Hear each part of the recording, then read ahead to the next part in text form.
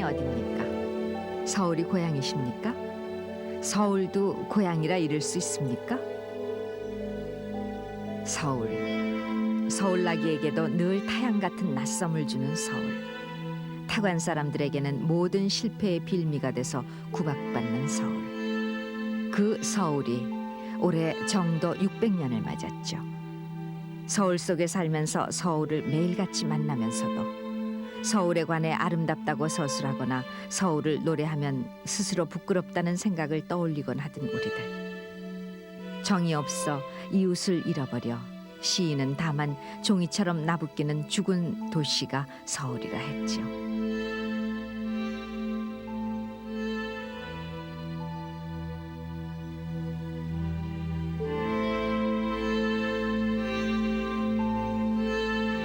(40년) 전 이맘때쯤이면 서울 광화문 앞 빈터에서 연 날리기 대회가 열리곤 했었습니다.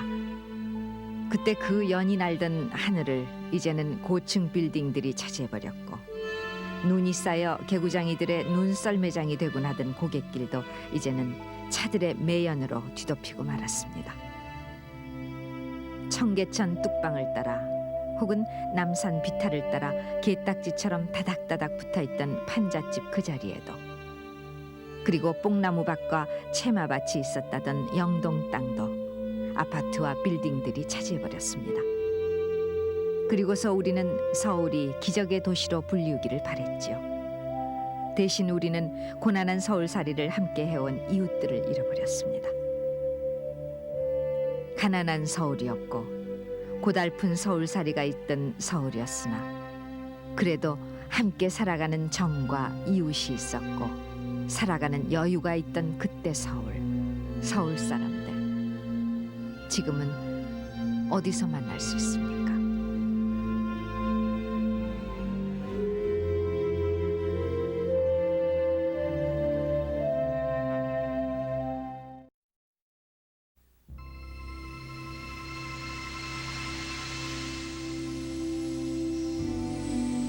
전쟁은 서울을 2번씩이나 뺏기고 다시 찾고 하는 곡절을 겪은 뒤에야 끝이 났습니다.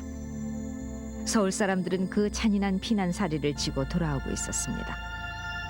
그러나 이 도강증, 노량진이나 마포가 건너 보이는 한강까지 다다른 피난민들이 서울로 들어가기 위해서는 미군 CAC가 발행하던 이 도강증이 있어야 했습니다. 그러나 도강증은 구하지 못해 물심이 얕은 뚝섬 쪽에서 강을 건너던 사람들이 전쟁통에서도 부지해온 모진 목숨을 잃고 마는 비운을 만나기도 했습니다.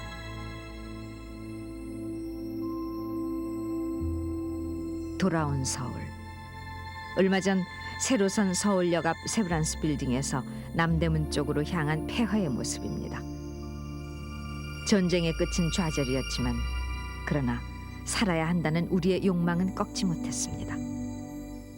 구호 양곡으로 끼니를 잇고 고아니 거린이니 하는 말들이 우리들 이름표처럼 내걸렸어도 사람들은 몸 누일 곳을 찾아 나섰습니다.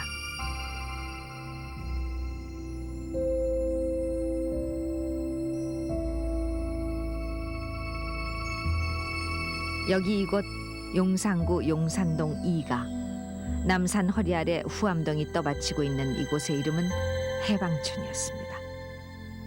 해방과 더불어 고향을 잃고 유랑하던 사람들이 시리로부터 해방되자며 지어냈다는 동네 해방촌. 전쟁이 핥히고 간 상처를 부담고 사람들은 그 해방촌의 천막을 트기 시작했습니다. 루빙. 아스팔트 입혀 모래알이 반짝이던 그 종이 지붕 아래서 억척 삶이 펼쳐지고 있었죠. 가난과 고난은 산등성이를 타고 계속 번져나가고 있었습니다. 미알이며 창신동이며, 그러다 날품살이가 조금은 쉬운 청계천까지 판자촌이 들어섰습니다.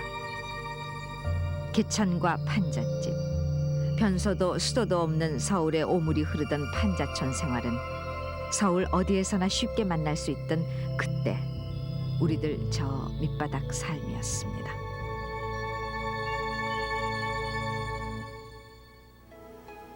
이름은 오영이라고 지금도 잊어버려지지 않는데 지금 어디서 뭘 하는지 보고 싶어요. 근데 그 친구가 하루는 집으로 내가 놀러 갔더니 그 조그만 다락방 같은 데서 앉아서 밥을 먹고 있더라고요. 근데 깡보리밥을 먹는데 뭐 지난 애나 깡보리밥밖에 먹을 게 있나 뭐 먹는데, 근데 반찬이 무엇인고 하니 굵은 소금 있어요. 굵은 소금. 그러니까 아마 그런 소금 요즘 보기 어려울 겁니다. 그럼 내가 들어가니까 그때 누구나가 다 그렇게 어렵게 살 때지만은 좀 부끄러웠는지 밥을 그냥 치우더라고요. 그러면서 나가자고 그러더라고요.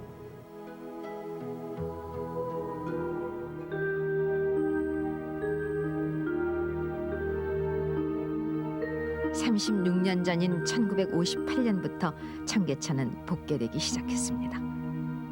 20만 명이 동원돼 광교, 수표교 아래로 부끄러움과 오물투성이 우리 삶이 가려지기 시작했으나 해방 후 80만이던 서울 인구가 100만을 넘어선 그때 우리의 피폐와 궁핍을 가려줄 집은 턱없이 모자랐죠.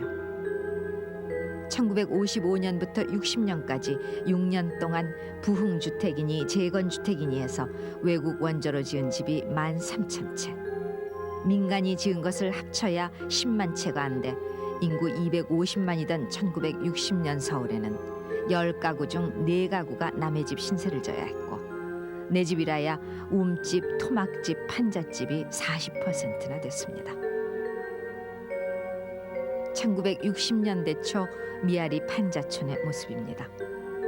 하루 2~3번씩 나오는 공동 수도가에 양동이며 바켓츠 행렬의 끝이 없습니다. 푸성기뿐이긴 하지만 반찬 없이는 살아도 물 없으면은 못 살았기에 이 수도가에는 언제나 안악들의 내가 먼저니 대기 나중이니 해서 얼굴 붉히는 물싸움이 끊이질 않았습니다. 그나마 뒤늦게 수도가에 가보면은 꼭지 빠진 수도 파이프 옆에 0.76 입방미터의 5원이라는 팻말만 장승처럼 서 있고 수돗물은 이미 끊어진 다음이었죠. 그러다 들려오던 물차 왔어요 소리. 그 소리 따라 이 집 저 집에서 몰려오던 양동이 물찌개 다라이 소리들, 그리고 결사적으로 물차를 향해 달려가던 우리 갈증기의 걸음들, 또 약해진 고무호수 물줄기를 빨아내느라 옆을 돌볼 수 없던 모습들, 그 물찌개를 지고 숨이 차오르던 판자촌 고개마루터.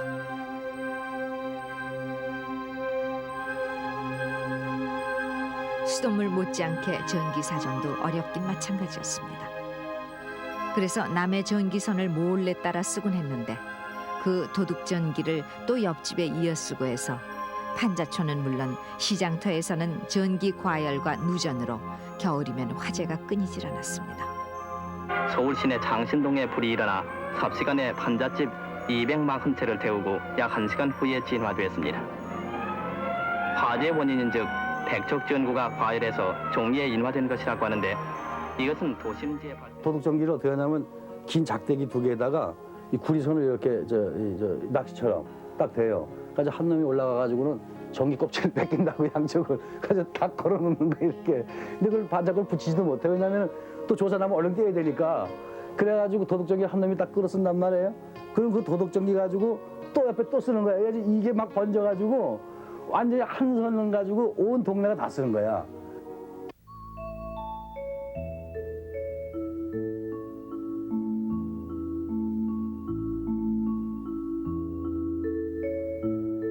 (1956년) 폐허의 옷을 입고 있는 명동의 모습입니다. 저마다 파란만장의 일기를 구제품 오바에 묻은 채 실어증에 걸린 예술가들이 몰려들었던 명동. 그 명동의 은성과 동방살롱 그리고 돌체. 주머니 속에는 그저 전차싸기 고작이었지만 그 목로주점 어느 한 구석에서 우리는 한 잔의 술을 마시고 버지니아 울프의 생애 그리고 목마, 숙녀하며 잡히지 않는 소리로 절망하던 거리 명동. 그들 예술의 주인공은 오발탄이나 잉여인간이 보여주는 창백한 얼굴이거나 매일 밤 춤을 췄던 우리들의 누이 엘레나였지요. 그때 명동 가객이라 불리던 박인환과 이진섭이 즉흥으로 만든, 지금 그 사람 이름은 잊었지만 그 노랫말 따라 지금 명동에 남아있는 그때 모습은 성당과 시공간 건물뿐입니다. 아침부터 거기 나와서 이제 차 한 잔 들고 이렇게 움직이지 않고 명상도 하고 여러 가지 구상도 하고 그런 사람들이 많았기 때문에 아침에 나와서 꼼짝 안 하는 분들을 가지고 벽화라고 그랬어요. 그 중에서도 가장 유명한 분이 이제 그 명동 백작인 이봉구 선생이죠. 그때는 정말 훈훈한 정이 있었어요. 주머니에 돈이 없어도 차 한 잔 마실 수가 있었고 또 그렇게 돈이 없어도 저녁 때가 땅거미가 질 무렵이면은 서로 이렇게 불러가지고 같이 대포집에 가서 막걸리 한 잔 건하게 마시고 그런 그 체온을 느낄 수 있는 그런 훈훈한 거리였던 것이 바로 명동이었었어요.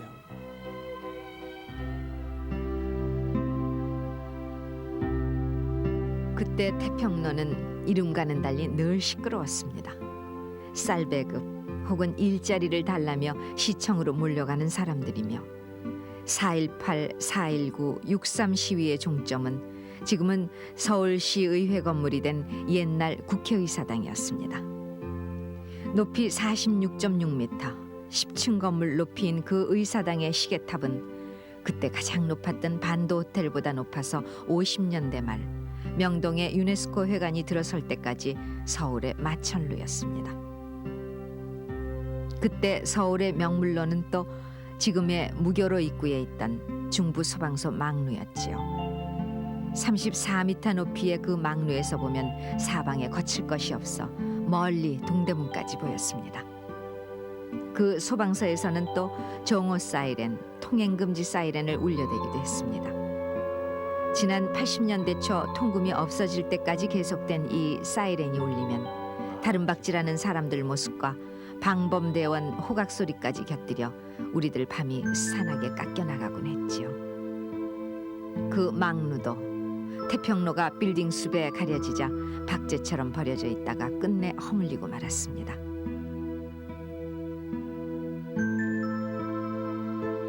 (40년) 전 세종로통 모습입니다.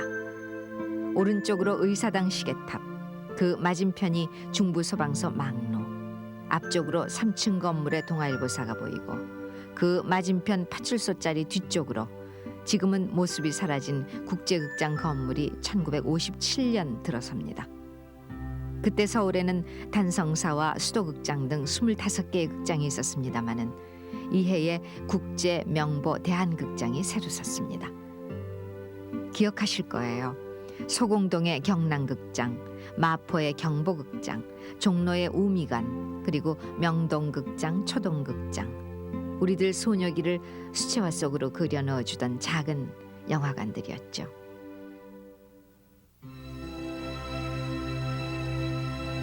서울은 가난했으나 그래도 서울살이는 갑박스럽지는 않았습니다. 지금 광화문 미국 대사관 뒤쪽에 그 당시 경찰 전문학교 빈터에서는 해마다 연날리기 대회가 열리곤 했지요. 그런가 하면 요즘은 공기 탓에 잘 얼지 않는다는 한강은 그때 해마다 얼었더랬습니다. 강폭도 지금보다 훨씬 좁아 명수대 및 한강에는 스케이트 링크가 마련돼 우리들 겨울이 살아있었고 강태공들의 잉어 낚시와 한강 얼음을 캐내던 그때 그 모습들은 이제 기억의 액자에서도 사라져가고 있습니다. 한강. 일찍이 나도향이 아직 처녀를 잠깐 넘었을 듯 말 듯한 강이라고 일렀던 한강은 메말랐던 그때 우리 삶의 많은 부분을 적셔주고 있었습니다. 뚝섬과 광나루. 그 맑은 한강에서 우리들은 강물 수영으로 그해 여름들을 보낼 수 있었고 중지도 모래는 우리들 피폐한 몸찜질을 훌륭하게 해내었죠. 물놀이로 이름난 한강에서 원형대회가 베풀어졌습니다. 원형경기는 선수들이 상류섬에서 인도교까지 2,300m의 거리를 헤엄쳐 내려오는 것인데 선수들은 제각기 익숙한 수영법으로 앞을 다투었습니다.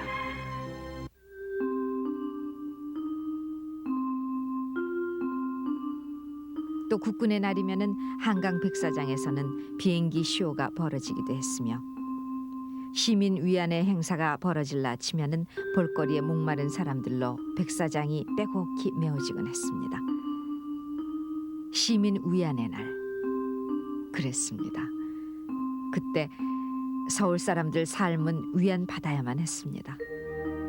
골목 쓰레기통에서 폐품이나 휴지, 파지를 주우러 다녀야 했던 넝마주의 삶. 10원에 구두 한 켤레 닦아주고 연명해야 했던 구두 닦기. 근로자 합숙소에서 기거하며 딸과 함께 12원짜리 국수로 끼니를 때워야 했던 지게꾼. 새벽 첫 차를 덜 깬 눈으로 타면서부터 하루 종일 승객과 씨름을 하고 초라한 숙소에서 새우잠을 자야 했던 버스 여차장들. 그 밑바닥 삶을 위해 서울이 할 수 있는 위안은 남산이나 서울운동장, 한강 백사장에서 장소팔 고춘자 만담과 외줄타기 묘기 혹은 군악대 연주가 고작인 시민 위안회 날 행사뿐이었습니다. 그날이 되면 서울이 온통 빈 듯 우리는 목을 빼고 서러운 웃음을 흘리곤 했지요.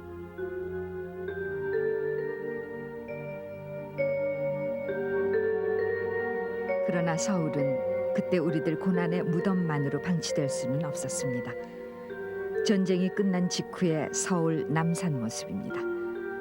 포탄에 패이고 깎여 사막의 모래산처럼 혹은 우리 가슴처럼 황량해진 철갑을 두른다 했다던 서울 남산에 한 그루 작은 나무 심는 것으로 서울 되살리기는 시작됐습니다. 4월 5일 제9회 김목일을 맞이하여 남산 광장에서는 뜻깊은 기념식을 거행했습니다. 그리고 식이 끝난 다음에는 한부 통영을 위시해서 참석자 선원은 손에 삽과 호미를 들고 전란으로 황폐해지고 벌거숭이가 된 우리의 강산을 아름답고 푸르게 만들자는 성성도구치의 기념식목이 시작되었습니다. 끊겨진 한강 인도교 옆으로 얼어붙은 한강 위로 피난길을 가던 그 강을 잇기 위해 부교와 주교가 놓여 노량진과 용산이 이어지다가 1958년 인도교가 복구됐죠.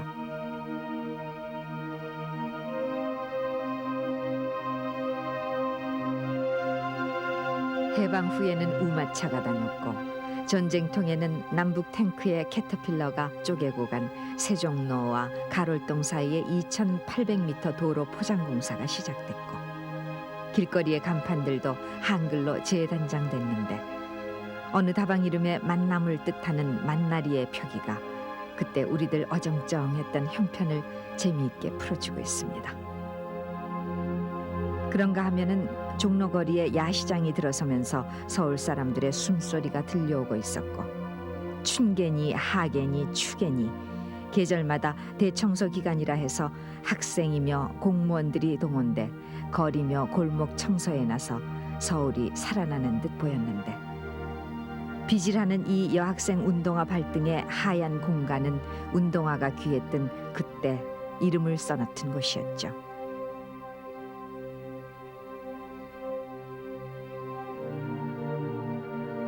60년대 들어서 서울은 조급하게 움직이기 시작합니다. 마포 형무소가 있던 자리에 우리의 본격 아파트 시대를 연 마포 아파트가 60년대 초 들어섰죠. 경기도 시흥군 방배리 반포리였던 방배동 반포동, 경기도 광주군 압구정리 논현리였던 압구정동 논현동 등 지금의 강남이 서울로 편입된 것이 1962년. 배추밭, 무밭, 배밭과 누에치기가 있던 그 땅이 지금의 모습으로 변하기 시작한 게 60년대가 다 가던 무렵이었습니다. 홍수가 나면 수중섬이 되던 여의도를 서울의 맨하탄으로 만들겠다며 황량한 여의도 윤중재공사가 68년 마치 군사작전처럼 진행됐습니다. 그와 함께 한강 철새가 즐겨찾던 서강 앞 밤섬이 폭파됐고 새우젓 마포나루가 전설로 사라지게 됩니다. 한강 한가운데 있으니 이곳도 서울특별시에 속하는 것은 틀림없지만은 전기도 수도도 없이 한강물을 식수로 해왔다니 어떤 의미로는 별천지였다고 하겠습니다.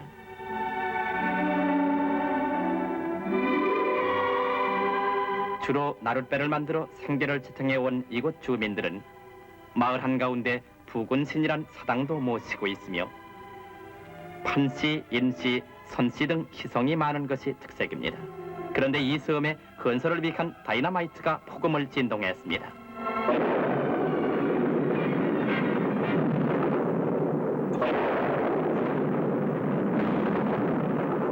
그 당시에 우리나라의 건설 시장에 그렇게 중장비가 많지 않았는데 아마 대한민국에 있는 큰 장비들은 거의 다 여의도 한강 개발 현장으로 집결했던 걸로 기억을 합니다. 오직 차가 많이 다녔으면은 대낮에도 추록들이 모래를 싣고 다닐 때 전부 다 헤드라이트를 켜고 그 흙먼지 속에 달리다가 정면 충돌하는 그 사례도 있었고, 그래서 마치 그 공사를 하는 것이 야전군 병력이 전투를 하는 글자 그대로 흙과 바람과 먼지 속의 그 전투, 그걸 100일 동안에 그 완성을 했습니다.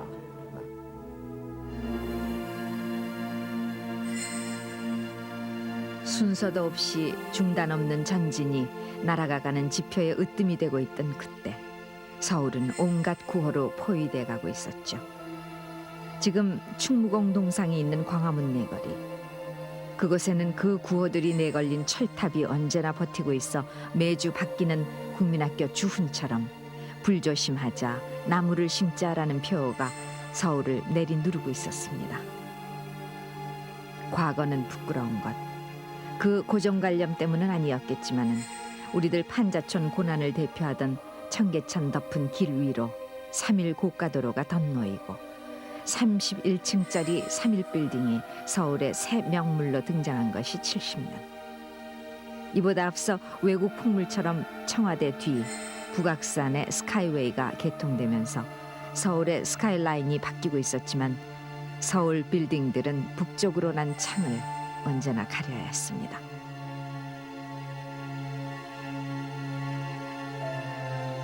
불과 20여 년 전, 우리는 순서도 없이 늘 급하게 살아야만 했죠. 지은 지 4개월 만에 무너져 33명의 인명을 앗아간 와우 아파트. 그래서 언제부턴가 미군들 사이에서는 청계천 위 3일 고가도로는 위험하니 다니지 말라는 말이 나돌곤 했고, 밀어붙이기로 시작됐던 그 3일 고가도로는 이제 서울의 흉물로 변해 철거될 운명에 놓이게 됐습니다. 늘어가는 것이라고는 판잣집뿐인데 불과 30년 전 서울이 비대해지면서 그때 함께 늘어간 것은 복덕방과 투기꾼이었고, 요령 능한 사람이 서울살이 잘한다 하는 말은 요즘도 우리들 삶을 그늘지게 하고 있습니다.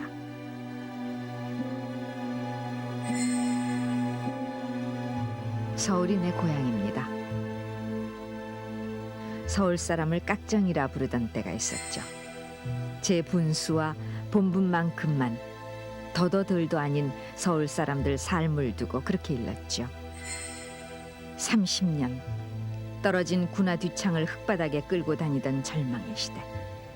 아리수다방의 더블 위스키 잔과 반도 호텔 스카이 라운지 한번 구경하는 것이 소원이던 허상의 시대.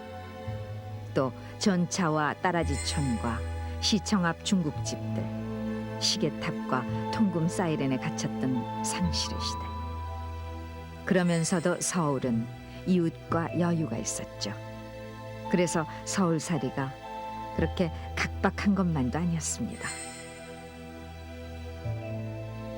그러나 이제 돌떡 생일떡 돌려먹던 골목길 풍경은 사라졌고, 자동차 물결에 밀려다니다 이웃을 모르는 아파트 칸 속에서 안식을 찾아야 하고, 종로거리 수백 번 어깨를 부딪혀도 정감의 눈길 한 번 주지 않고 사는 오늘 서울 사람들. 나흘 전 소환이었다는데 올해도 한강은 얼지 않을 모양입니다.